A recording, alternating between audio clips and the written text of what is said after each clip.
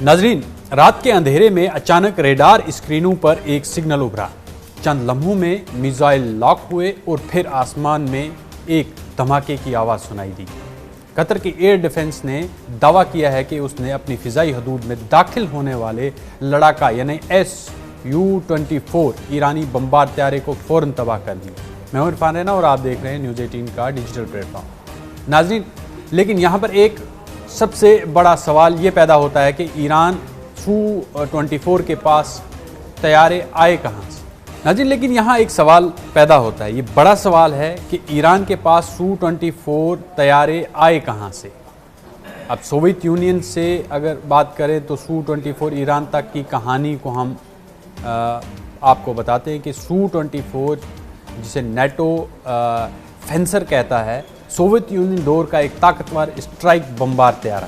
यह तैयारा बुनियादी तौर पर ज़मीन पर हमलों के लंबे फासले की बमबारी के लिए तैयार किया गया था। ईरान को ये तैयारे दो मुख्तलिफ तरीक़ों से मिले। सोवियत यूनियन से ये तैयारे इन्हें कैसे मिले? पहला ये है कि बराह रास्त खरीदारी हुई, जो 1980 की दहाई के आखिर में ईरान ने सोवियत यूनियन से Su-24M के तैयारे लिए थे, जिनकी तादाद मुख्तस थी, कम थी। ये इस वक्त ईरान की फ़िज़ाइया के सबसे जदीद हमला आवर तैयारे समझे जाते थे। लेकिन खलीजी जो जंग हुई खलीज के साथ, उसके क्या असरात रहे इसके बाद। नंबर 2, इसमें ये एक पॉइंट ये भी है कि इस दौरान इराक़ से मिलने वाले जो तैयारे थे 1991 की दहाई में जब अमेरिका ने इराक़ पर हमला किया तो सद्दाम हुसैन ने अपनी जो कई जंगी तैयारे तबाह होने से बचाने के लिए उन्हें ईरान भेज दिया था। इन तैयारों में Su-24 भी शामिल थे। अब MiG-20 इसमें जो ईरान को भेजे गए तैयारे थे, जो इराक़ की तरफ से सद्दाम हुसैन ने भेजे थे, उनमें Su-24 थे, MiG-29 थे, मिराज F-1 था। वो जंग ख़त्म होने के बाद इराक़ ने ये तैयारे वापस मांगे, लेकिन ईरान ने इन्हें जंगी मुआवजा करार देकर वापस करने से इनकार कर दिया था। इसी तरह ईरान का ये बेड़ा यानी Su-24 का जो बेड़ा था, ये उनके पास रहा। अब ये Su-24 ख़तरनाक क्यों समझा जाता है, इसको थोड़ा सा हम इस पहलू पर एक नज़र डालते हैं। ये आम लड़ाका तैयारा नहीं है, बल्कि गहराई तक हमला करने वाला बमबार तैयारा है।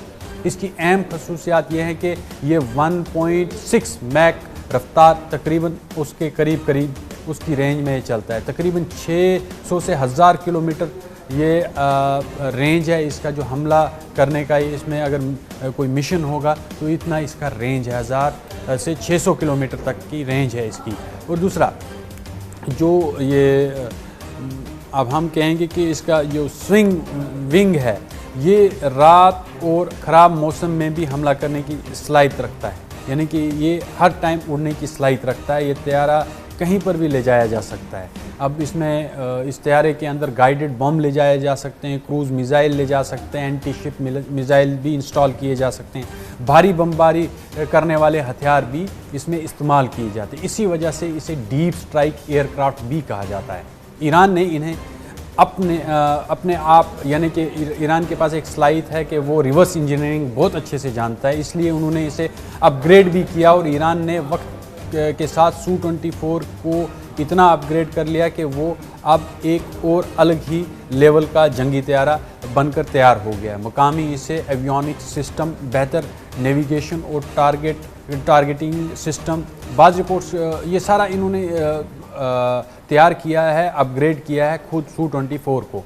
बाज़ रिपोर्ट्स के मुताबिक इसमें क्रूज़ मिज़ाइल लॉन्च करने की सलाहियत भी अब आ गई है। ये तैयारा ईरान की फ़िज़ाइया जो है उसके अहम स्ट्राइक प्लेटफॉर्म समझे जाते हैं, क्योंकि ये हमेशा ईरान की जो है ये जंगी सलाहियत में हमेशा ये सर फ़हरिस्त रहे हैं और ये हमेशा फर्स्ट स्ट्राइक में यूज़ होते हैं। लेकिन एक बड़ी कमज़ोरी भी Su-24 की है कि 1970 की दहाई का ये डिज़ाइन है।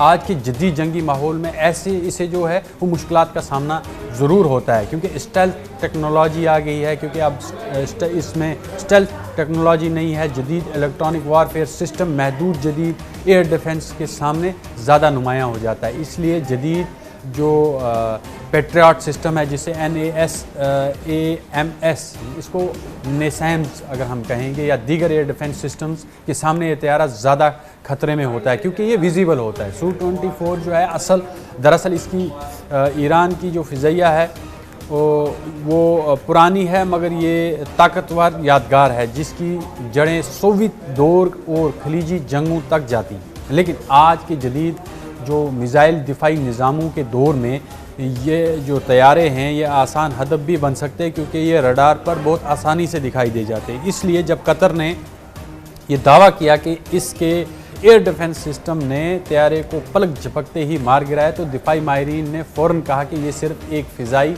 झड़प नहीं बल्कि पुरानी जंगी टेक्नोलॉजी और जदीद दिफाई निज़ाम के दरमियान मुकाबला था। अगर चाहें तो मैं इसमें आपको मज़ीद वज़ाहत दे सकता हूं अगर आप कमेंट बॉक्स में लिखेंगे कि इसमें इसकी पूरी कहानी क्या है, कि किस तरह से ईरान के पास जो है वो ये Su-24 हैं ये किस तरह से पहुंचे और फिर उन्होंने किस तरह से अपग्रेड किया, किस तरह से इसे अब जंग में इस्तेमाल कर रहे हैं और कौन सी ये जो फ्लीट्स हैं इनकी या स्क्वाड्रन्स हैं अभी ईरान के पास हैं और क्या रिवर्स इंजीनियरिंग करके ईरान ने इससे कुछ नया भी तैयार किया है। अगर आप कमेंट बॉक्स में कहें तो हम इसमें मज़ीद तफसील आपको आगे भी देंगे। तो अब ये देखना है कि ईरान इन जंगी तैयारों को किस तरह से इस्तेमाल करता है, अपग्रेड करता है। अब जिस तरह से ईरान पर लगातार हमले हो रहे हैं, क्या इन जहाज़ों को हवा में उड़ाने की कोशिश करेगा, क्या ये अटैकिंग जो जंगी जहाज़ हैं इनको अटैक में लाएगा, क्या इन स्क्वाड्रन्स को यूज़ करेगा ईरान, ये देखना है। क्योंकि लगातार जो है अभी खलीज में जो है वो जंग उबल उठी है। अब हर तरफ जो हैं वो बारूद की बू है, हर तरफ मिसाइलें और ड्रोन्स नज़र आ रहे हैं। लोग खौफ व हरास में हैं। ईरान पर बहुत तगड़े हमले किए गए, लेकिन ईरान जो है उसने साफ कह दिया है कि अब हम नहीं झुकेंगे, अब वो हर रिसोर्स को यूज़ करेंगे अमेरिका और इजराइल की तबाही के लिए।